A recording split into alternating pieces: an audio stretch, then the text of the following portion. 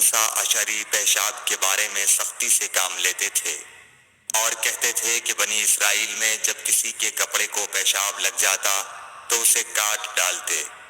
ابو حذیفہ کہتے ہیں کہ کاش وہ اپنے اس تشدد سے رک جاتے، کیونکہ رسول اللہ صلی اللہ علیہ وسلم کسی قوم کی کوری پر تشریف لائے اور آپ نے وہاں کھڑے ہو کر پیشاب کیا۔ صحیح بخاری حدیث نمبر 226۔ ایک عورت نے رسول کریم صلی اللہ علیہ وسلم کی خدمت میں حاضر ہو کر عرض کی، حضور فرمائیے ہم میں سے کسی عورت کو کپڑے میں حیض آ جائے تو وہ کیا کرے؟ آپ نے فرمایا کہ پہلے اسے کھرچے، پھر پانی سے رگڑے اور پانی سے دھو ڈالے اور اسی کپڑے میں نماز پڑھ لے۔ صحیح بخاری حدیث نمبر 227۔ ابو حبیش کی بیٹی فاطمہ رسول اللہ صلی اللہ علیہ وسلم کی خدمت میں حاضر ہوئی اور اس نے کہا کہ میں ایک ایسی عورت ہوں جسے استحاضہ کی بیماری ہے، اس لیے میں پاک نہیں رہتی، تو کیا میں نماز چھوڑ دوں؟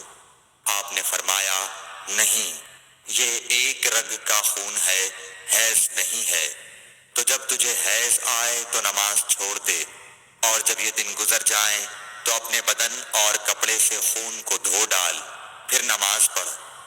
ہشام کہتے ہیں کہ میرے باپ عروہ نے کہا کہ حضور نے یہ بھی فرمایا کہ پھر ہر نماز کے لیے وضو کر یہاں تک کہ وہی حیض کا وقت پھر آ جائے۔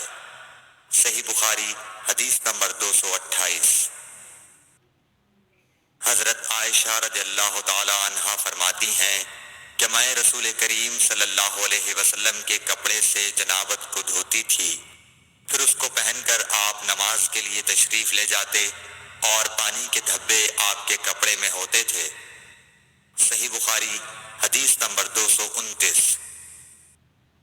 حضرت عائشہ رضی اللہ تعالی عنہا سے اس منی کے بارے میں پوچھا گیا جو کپڑے کو لگ جائے، تو انہوں نے فرمایا کہ میں منی کو رسول کریم صلی اللہ علیہ وسلم کے کپڑے سے دھو ڈالتی تھی، پھر آپ نماز کے لیے باہر تشریف لے جاتے اور دھونے کا نشان یعنی پانی کے دھبے آپ کے کپڑے میں باقی ہوتے۔ صحیح بخاری حدیث نمبر 230۔